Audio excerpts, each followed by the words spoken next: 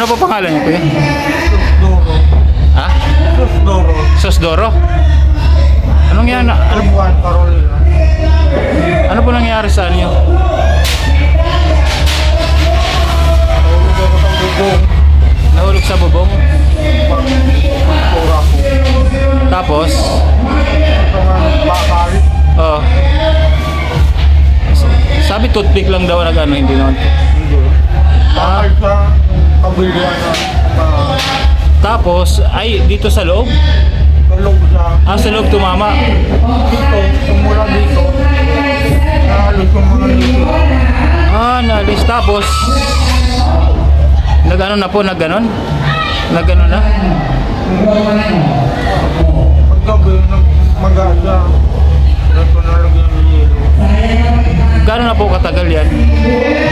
Ang pito naman. Pitong? 7 taon na.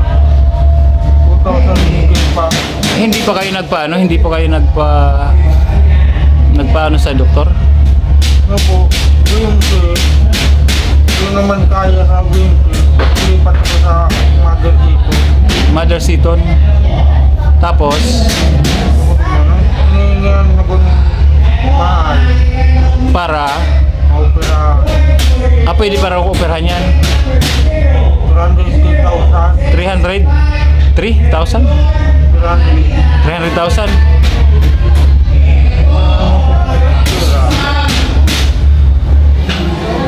Natapos ko lang ang mga anak ko pag-aral. Nagtatrabaho pa po kayo ngayon? Sa construction din po? Kamyo. So bumagsak ka lang yan, tapos kabilya tumama. Sa kabilya. Malaglag ako sa agdan. Na-share ka po sa amin ni Buddy Cathy, kasama namin sa YouTube yan. Tapos kailangan po talaga yung maoperahan. Hindi po kayo pumunta sa BMC, hindi kaya? Hindi ko kaya. Gusto dalang nila ko doon sa Kusiri, Supidi, Manila. Opo, sa Reyes. Sa sa Tayuman. Ayoko na. Bakit po? Wala lang ko sa Naga. Ako mother dito. Pag dito po kasi, mahal. Sa NICC, Dr. Carga. Opo. Hindi na lang ko doon sa mother dito.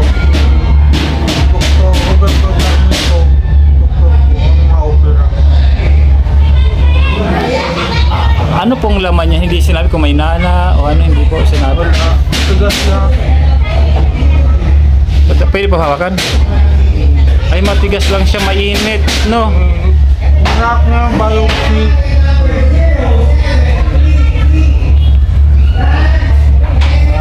Biopsy. Meron silang nakakuha ng maliit na rapipin. Pitong buwan na po yan. Ay, 7 taon, sorry, 7 taon. Pitong ngayon. Maano siya mainit, no? Mainit siya.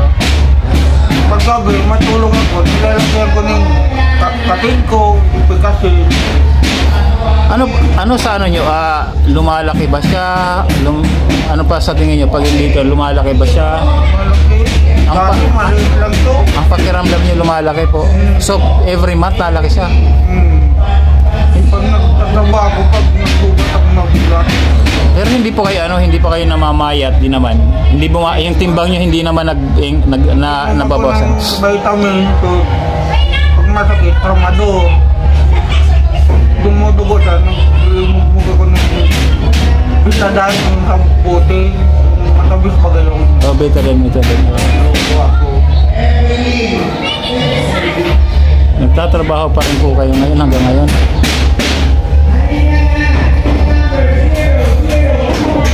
Yun lang talaga ang sabi nila, kailangan operahan.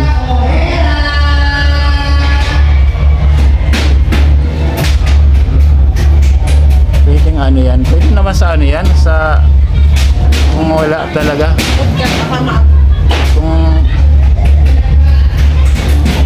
magagawan. Tagal naman kang titiol, si Mabel Vargas, hinintay sila doon sa Mother Station magbibigay ng kaunting 1K. Hindi silang 1K, kaya nag-opera ako.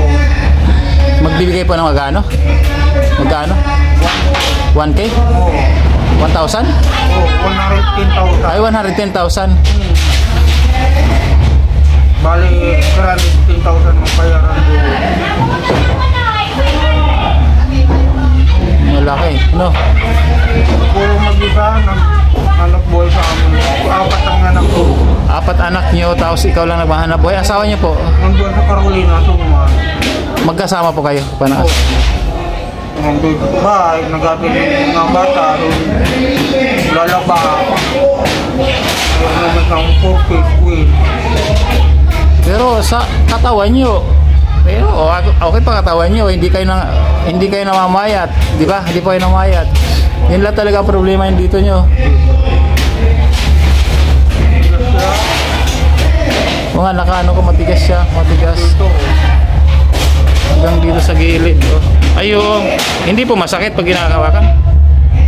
Hindi masakit?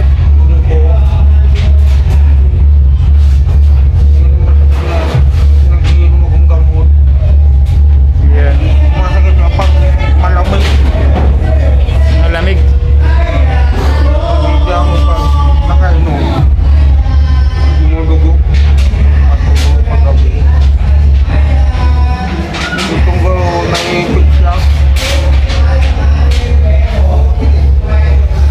Ano naman si Kuya? Kung sipag nyo pa naman, nagtatrabaho. Construction pa rin po kayo ngayon. Ano po kayo? Anong ano nyo? Pintura. Pintura. Landscape. Magkakong mga ibang mga simento. Nagtawag ko dito sa simbahan. Kahit ano, sideline. Bandit naman isang araw dito sa amin. Parang gumana, maluwal lang magpatrabaho. Nagpapay na ako. Ngayon wala akong trabaho. Kumakain. Kasi lang Di ba kayo kumakain ngayon? hindi pa. Kasi lang kung parapol.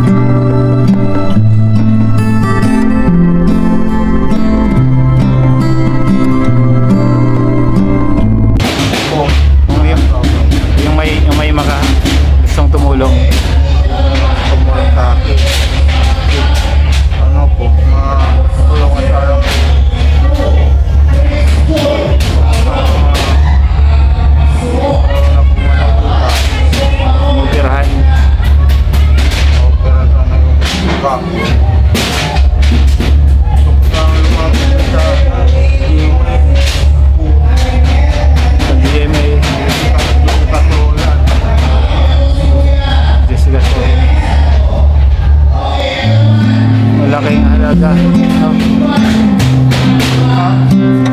Pumatay na ba dito sa kabila? Wala naman.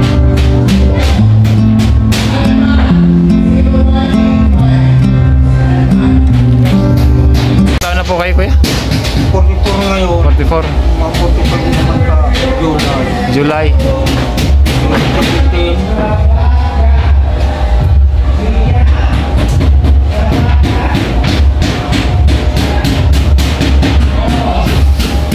Ayan. Guys, si kuya, condition niya, so actually pumunta siya dito kasi siyempre gusto niya sana may mga sabi niya kaya hindi, ako na magsasabi kasi hindi siya gano'ng mapagsalita kasi nga sa condition niya gusto niya talaga na may makatulong sa kanya na maoperahan siya. So sa condition niya talagang kailangan talaga ng tulong. Kailangan talaga ng tulong niya para maoperahan. 7 years na. So kuya ano ulit? Agos pangalan mo? Josdoro. Josdoro po. Kuya Josdoro. So mag-isa lang siya tatagay sa pamilya niya. 4 na anak. Tapos nag-aaral lahat. Tapos sideline lang siya. Yun ang nangyari nga sa kanya sa Bicol, baka hindi naintindihan. Nag-construction siya, tapos nahulog siya, tapos tumama yung kabilya, talog mismo tumama yung bakal. Sa labas po, tapos tumusok talaga. Tapos na-biopsy raw, na parang na-opera yung loob niya, pinakita sa akin dito. Tapos sa loob, may nakita mga tira-tirang ipin pa po. So 7 years na yung condition ng ganyan. So yun, sa mga gusto pong tumulong sa kanya, so yung sa surgery parang malaki talaga kailangan kung meron, pero ang kailangan talaga niya yung pamilya niya, di ba? Yes. Pamilya niya kasi hirap talaga siya magtrabaho kasi mag-isa lang siya. So kung meron lang makakatulong sa kanya siguro, kahit pa paano makatulong tayo kung meron. Yun, so kasi wala akong sabi. Ang sobrang condition. Diba? Tapos ngayon hindi pa rin siya kumakain. Galing daw yung dyan sa pumunta dyan may paraffol kasi dyan sa GMA. May maingay, so yun, hindi pa rin siya kumakain. So kung sino po yung makatulong sa kanya,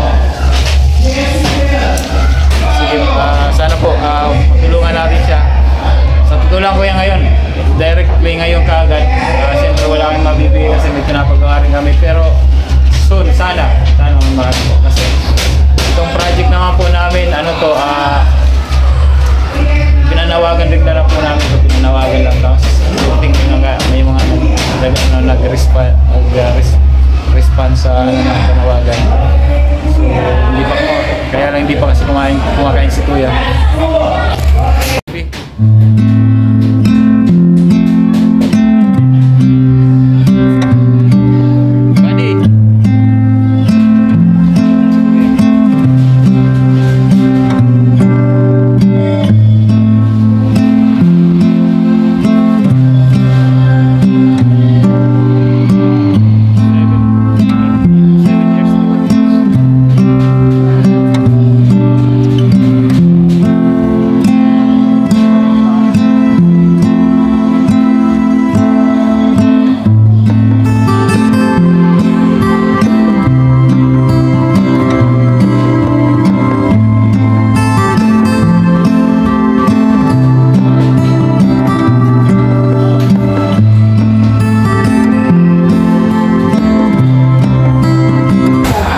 Sige. Sige po, kumain na kayo. Sige. Tubig, may tubig naman doon po.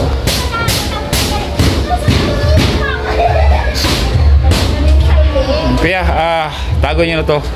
Kahit makakatulong man lang, kahit konti. Po. Salamat. Sige po, salamat. Salamat din po. Kahit paano makabili ka ng ulaman lang ngayon sa pamilya mo, di ba? Sige po, kain na po kayo, Kuya. Sige, tapos ako kumain.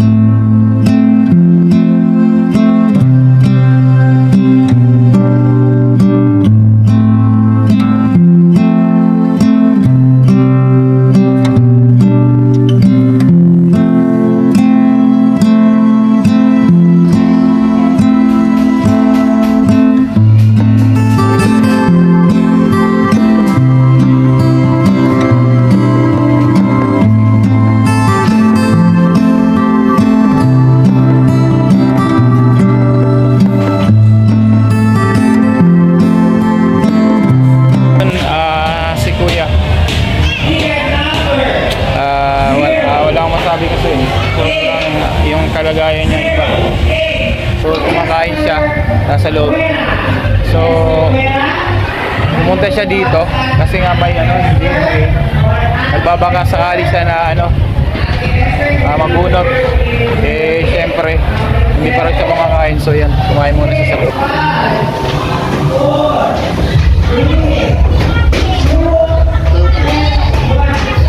Kumain muna siya.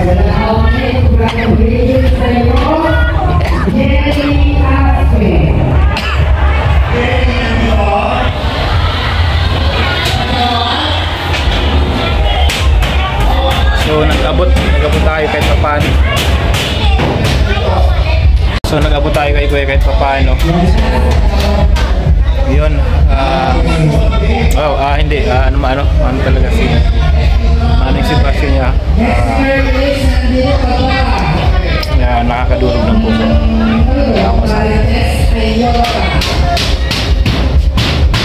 Wala siyang trabaho ngayon, pa sideline daw siya. Sideline lang. Tapos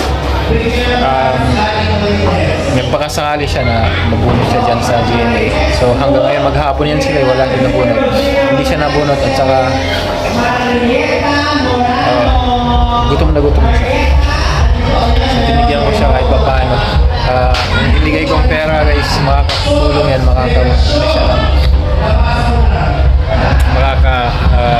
kahit pa paano, sobrang hindi ako, silipon lang ako, kahit pa paano makakabili ng ulam.